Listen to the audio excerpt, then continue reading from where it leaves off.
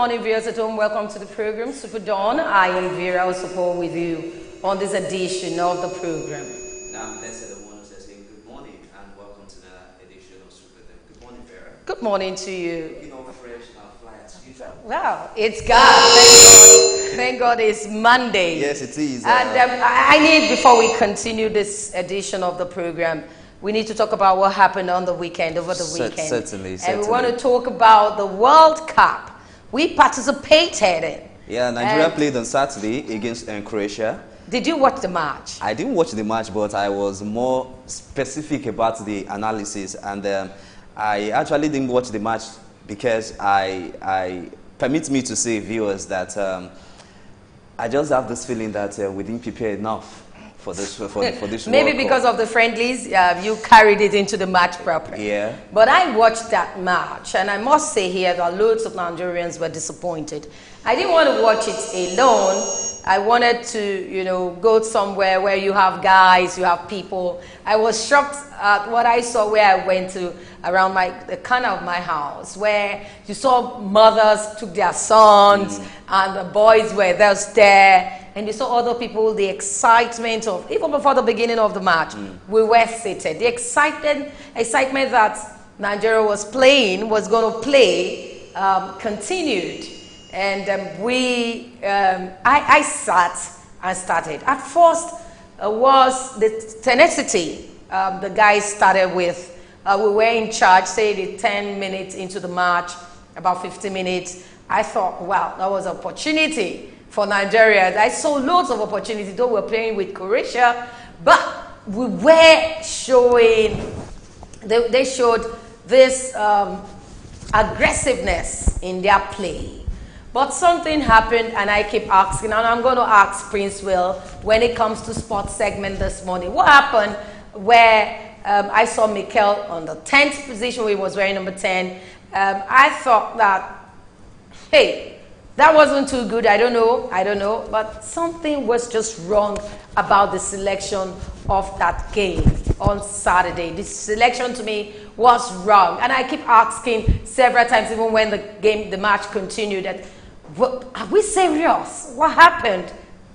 I remember the late Keshi, when he wanted to he went down the street and got someone like Taiwo there. And he got other people on the street. What happened? This guy looks to me that they are full of themselves. They are rich. And I was saying, oh my goodness. The first half was something to me, and I was knocked off. I said, this isn't it.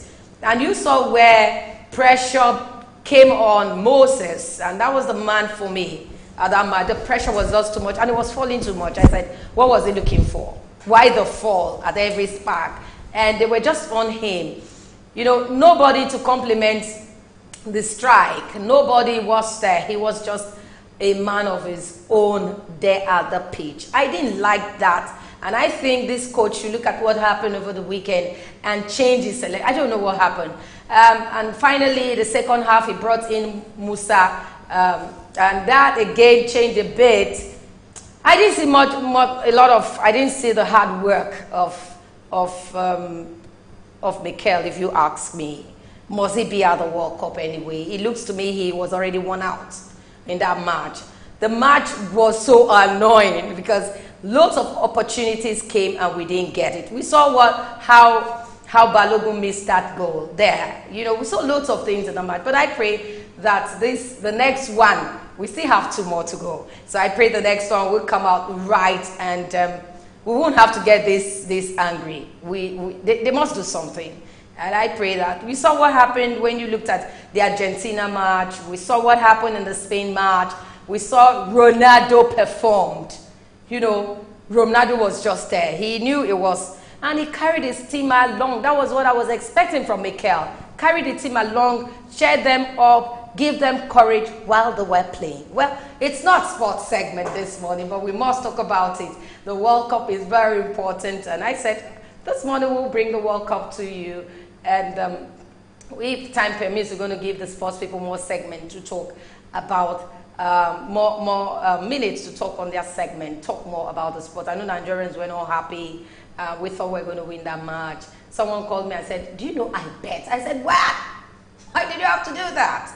Anyway, today on the show is a Monday morning, and we have a special program here, and we call it Russia 2018 Pinnacle.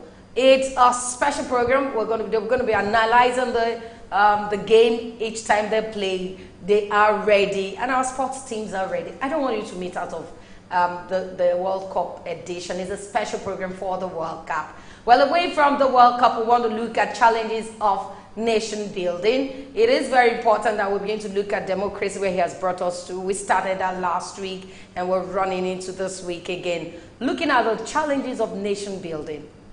Before now, you know, it was divided into emirs and the rest. If you look down history, and it's important for us to look at the part of this modern society, moving away from emirs. Looking at history, tells us about kingdoms, they were separated. But we'll look down now what we have. Is it paying off when we look at democracy? So we're looking at the challenges of nation building. How will we move ahead?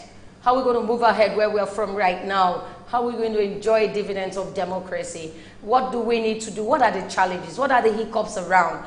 For us, when we say nation building, how are we going to cross that, making sure that every part of the society is okay? Well, that's what we're going to be doing today. And of course, during the sports segment, I said earlier that we will talk definitely about all the matches that took place over the weekend. And of course, Nigerian match is very important. They will do us that. We'll go on this break now, and when we come back, Superdawn newspaper review will take off. Stay with us, please.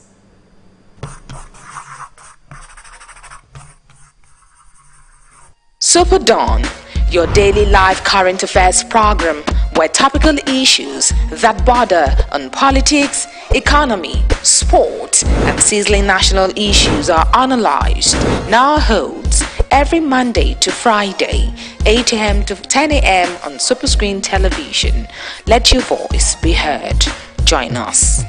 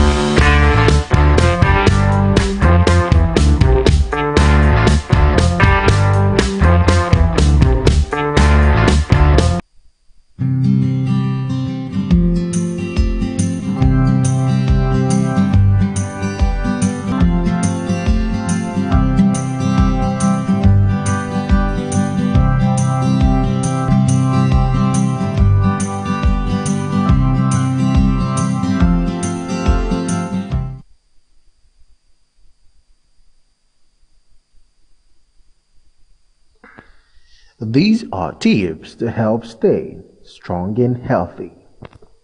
Learn to do stretching exercises when you wake up.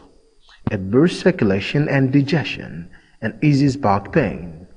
Studies have shown that eating a proper breakfast is one of the most positive things you can do if you're trying to lose weight. Breakfast skippers tend to gain weight. A balanced diet includes fresh fruits or fruit juice, a high-fiber breakfast cereal, low-fat milk or yogurt with wheat toast and a boiled egg. Many people do not know how to brush their teeth properly.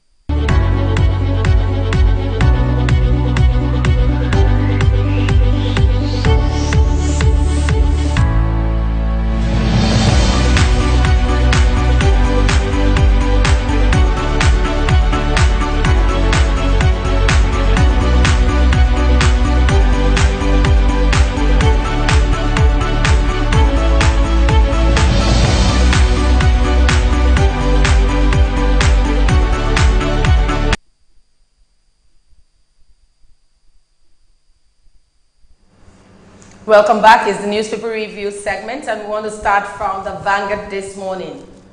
It says killings. Benue, Taraba, Ekiti, Afenifere, Ohanese, others take on the HQ. And I'll just take this first right there. You are blaming victims instead of the aggressors. Benue government and Afenifere tells the government. In Lagos, Benue, Taraba, and Ekiti state government yesterday reacted angrily by the claim by the Acting Director of Information Defense Headquarters, Brigadier General John Ijim, that politicians were using thugs as herdsmen to cause attacks on communities across their country. Well, blessed, this came up yesterday where the director is actually the Acting Director of the Defense, said that politicians are using thugs. I'm using the headsmen as thugs. Well, I wouldn't want to say much about that, but we should just look at what is going on in the country and see how whatever the challenges is, or the challenges are rather, so that we can just nip them in the bud. Using elders as thugs, I really don't understand where that's actually coming from. Yeah, but people have been reacting, loads of people have reacted. And, well, we have this one from Fayoshe says, it's an attempt to clamp down on politicians. From Taraga government says, name politicians, states involved. Don't just generalize everybody. And from Mohammed, they should show us enough proof. Well, if you get hold of the Vanguard newspaper, you get that one story there. And there's a picture story. It says, fresh suicide bomb explosion rock Abaktuari village in Dapwa, local government area of Borno State, Saturday night, killing over 20 people and injuring 48 others. Some of the victims being taken to the hospital. You can get the picture story from the Vanguard newspaper. We also have in the story this morning in the papers, Rivers local government polls. PDP wins all 23 chairmanship seats. Still in the Vanguard this morning, we have APC convention. Okorocha's committee, NWC, locked horns over tenor aspirants disqualification. Also in the papers, convener security summit to avert violence in Kano, Sanusi tells Danguje. Also in the papers, I will seek PDP nomination, May Karfi, presidency 2019. We also have here Buhari signs budget tomorrow to avoid government shutdown. Government source came in. I think we should take that particular one where it says President Muhammadu Buhari is to sign the 9.1 trillion 2018 budget of the federal government tomorrow after succumbing to entreaties to avoid a shutdown of government from that day. The president, according to a reliable source, had frowned at the 500 billion increase in the 8.6 trillion proposal submitted to the National Assembly last November. The increase was in part of cancelled to the legislative and judiciary and agencies of this government. However, legal counsel reportedly offered by lawyers in the presidency had warned of the implication of not signing the budget immediately, which could mean using illegal instruments to draw money to run government operation. So they said if he doesn't sign that budget, government will shut down. If you ask me, I would say the budget is long overdue for the president to sign. We are in the half of 2018. We need at this point in time for the budget to be signed so that whatever the government is spending, it should be accounted for, and then we don't find ourselves borrowing again just to sustain our economy. You know, we are just gradually coming out of recession, not that we've come out fully out of recession. So I would just appeal that this budget should be signed as soon as possible so that the economy can be fixed, the necessary infrastructures need to be put in place, and every other thing that is needed to run this government successfully, we just go on. Then the delay. I wanted to say, oh my God, but I need to read this. Gas pipeline rupture disrupts supply to 6 power plants as generation dropped by 1,087 megawatts. I don't know how we're going to cope with this. We're even saying it's not enough. We're saying some people doesn't even have power supply, and now we've dropped in gas again supply. In that supply. So what's going to happen? Is the nation going to shut down again?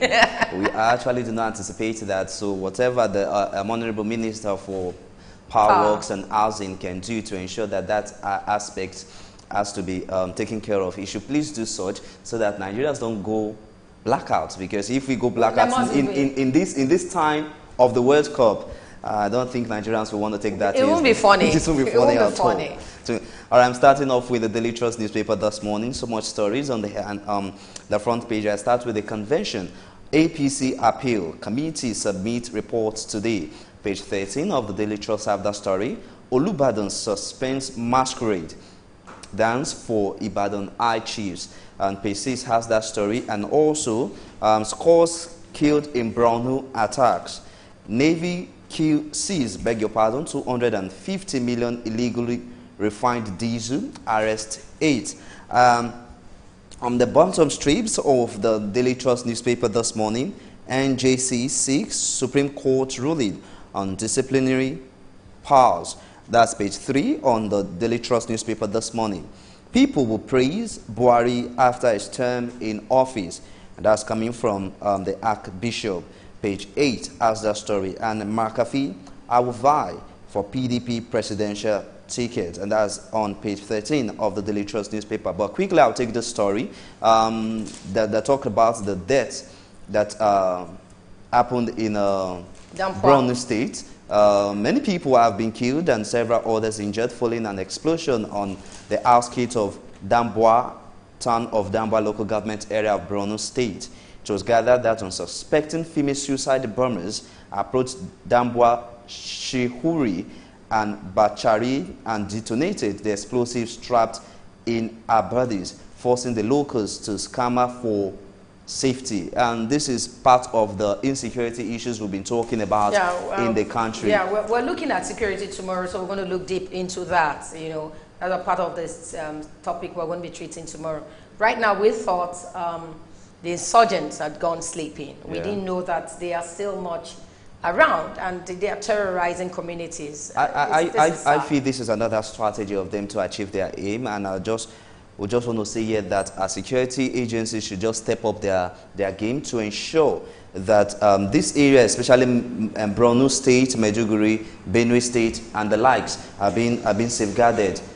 People have been killed on a daily basis in these areas, and it's so worrisome to a lot of Nigerians, those who are seriously concerned about this insecurity situation in the country. And that does it for me on the Daily Trust newspaper for this morning. Okay, we move away from the Daily Trust and move to the Punch newspaper. APC convention, NWC meets to rectify delegates list on Tuesday. We also have here, as we're talking about what happened in Borno State, Boko Haram attacked Damboa, killed 31, injured 48. Still in the papers, we have this one. Eagles coach questioned Croatia penalty as Mikel laments defeat. It's difficult to play as a lone striker, Igalo.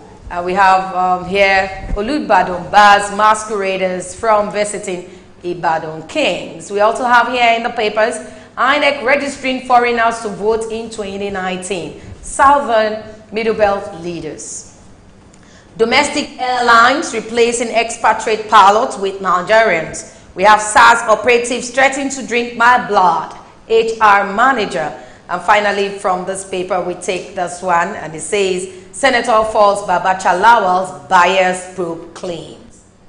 All right, I'm taking off from the Punch now to the New Telegraph paper this morning, which is going to be the last on the paper review this morning. And I have here on the right the major headline, Tragedy in Borno, Bayelsa, and the writer reads, Female Boko Haram bombers kill, 32 injured. We'll allow you continue. We'll go on this break, and when we come back, we will continue. Blessed will continue with some of the stories. Let's go on a break.